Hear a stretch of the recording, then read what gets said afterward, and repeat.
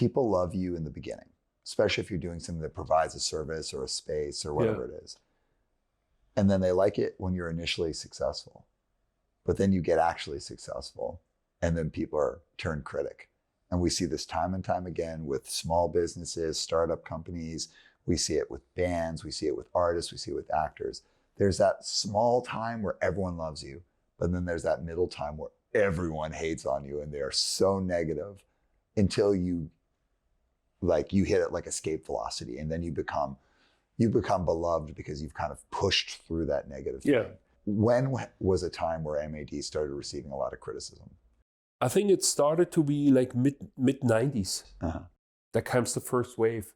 You know, like M.A.D. kills hardcore, M.A.D. is money making. At that time, we still do side jobs. The guys who did the flyer, for example, I know the guys, we're all knowing each other now because after a half year, they growed up. Usually it's young people. They growed up and then understood the world is working a little bit different than in their child room at home. You know what I mean?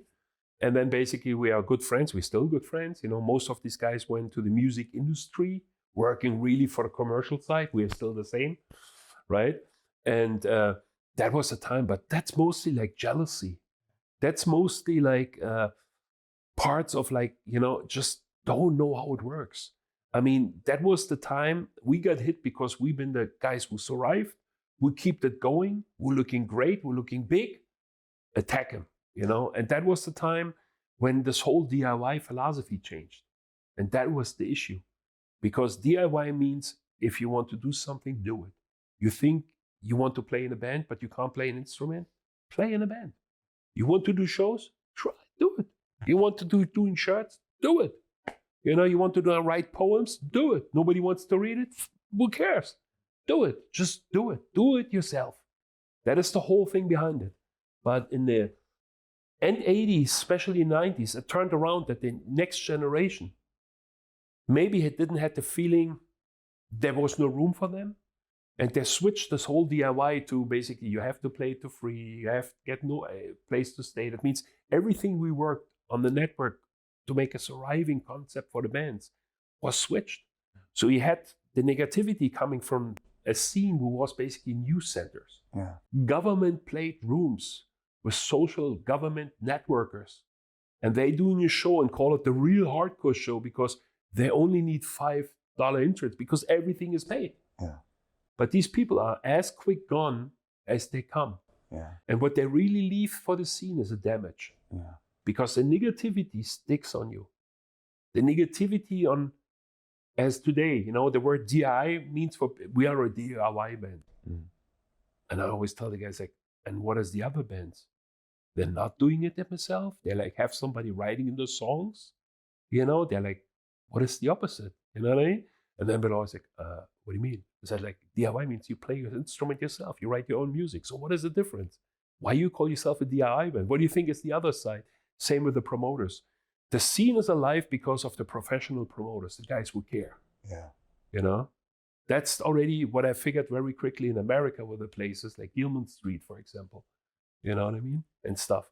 That basically they have a little bit, they're living a little bit in a dream world, right? What doesn't work here on the professional side. They had luck with what their setup was and did a lot of great job for Frisco especially, you know, but it was difficult. You know, I remember, for example, I was in the mid 80s or whatever, was Dave from MDC, you know, I stayed with him and there was some fight breaking out there and everybody just stared at the fight.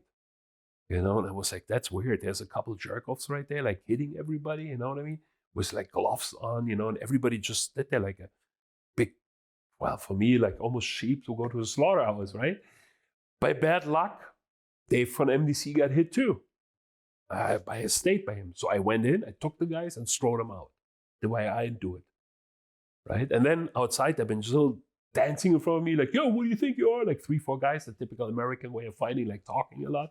I just stood there and waited, you know what I mean? When somebody comes near. And behind me was like a half curve, Timmy Hem, whatever they called, you know, they just stood there. I turned around and looked like, that's not the way we do things here. I said, what are you doing? It's like, these guys been ruined the whole show, the whole night and beating up people. Yeah, we call the cops. And I was like, well, I come, but we're not calling the cops. Even when I lose my leg, I don't call the cop. We're taking care about ourselves. That's what I did here. And he said, yeah, we know you're different, their background, whatever. So old school, but usually you shouldn't get in anymore. And the week afterwards, I got a phone call from them if I want to work to as security. Because the LA band's coming up with certain gang mentalities, you know what I mean? Whatever. And I will be there. And as a fan anyway, I said, if it happens, that's the way I am. But that doesn't work, you know what I mean? And this is like the problem with the youth centers, you know what I mean? Who've been full government paid, and some people just doing shows there. What is great and it's important, but they have to understand it's not DIY, or basically it's as much DIY as the professional does it. But the professional keeps the scene alive. They're keeping it alive when it's not trend anymore. It seems like early 80s, starting with like, let's say a Discord, Exclaim, and then, Touch and Go, all these labels kind of figured out how to do it looking professional, but still like punk, like still DIY. Yes. Like packaging was good. Everything was super nice. And like, they figured out how to like come over to Europe or do good tours. And then of course that gets picked up by things like Revelation or In Effect Records, and everything looks really nice. Yeah. And it's cool. It looks professional, but it's punk and hardcore. It's all DIY. Yeah. Jordan Cooper's still like stuffing envelopes, is doing it.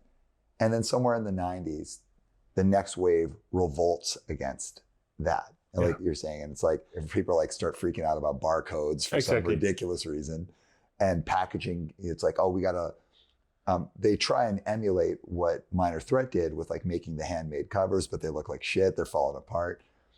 Is it that wave after wave after wave, generations, is the easiest thing to do, look at the generation before you and revolt against that thing and try and do your own thing in spite of that? Is that why we find ourselves in that? This is the biggest problem of what we call hardcore scene. And a hardcore or punk scene, somehow it's for me the same. That's the biggest problem they have. In every scene you look around, subculture from the youth, or political also, the people usually, gotcha was the wrong word, but you know what I mean? They have a lot of respect for the people, the pioneers. They're looking to them. They're not trying to take things away from them. They try maybe to do things a little bit better. But over here in the scene, it's like you said, it's a revolving. They're always looking for edge. So basically, you're not getting successful by doing something different, doing something new.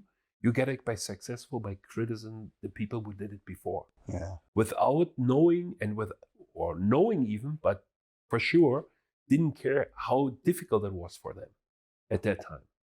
Oh. And this always breaks a part of our scene, keeps us always 2 steps back, and we never make a step forward. We got more like a commercial scene there right now, with shuffles whenever a band is successful away.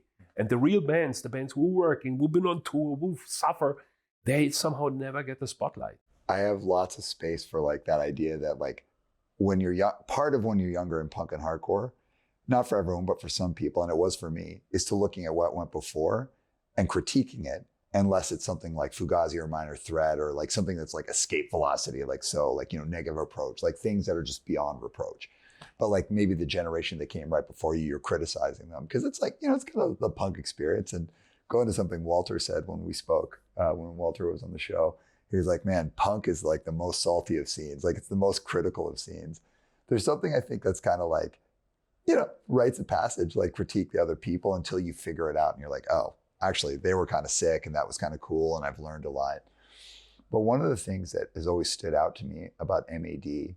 is you're there from such early days and you've grown, you've become bigger, but you've taken a lot of shit from people, but kind of stayed cool and just kept doing your thing. So how have you done that? Because punks are so critical of each other and you've gotten so much shit, but you're still like a really well-respected, viable business that has like done a ton. First of all, we never changed. Yeah. We keep the, as people say, true. Yeah. So at a certain point, all the criticizers are gone. Yeah. They're just gone. The damage is there. The talk they did, or the rumors they spread, they're circling for the next generation to revolt. So you hear it like every 3 years again. But they're gone again. Yeah. And we just there. Yeah.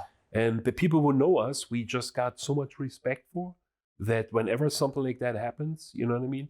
Usually we got the same support or even a stronger support. And we just don't, I mean, after all the years, we're just not listening anymore. Maybe in 94, whatever you've been listening to that bothers you, you know what I mean? But in general, afterwards, we don't even care anymore. Usually we look around the corner, we said, all right, in 3 years, they're gone. So it's the long game. You play the long game. Yeah.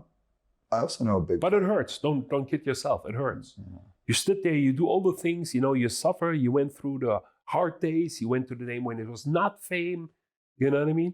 And then you got like people, you know, criticize you for it, you know. I got people criticizing myself like, you're not doing enough straight edge, man, just because you're not straight edge. And I look at myself and I'm like, I'm not drinking and don't do anything since 82. Yeah.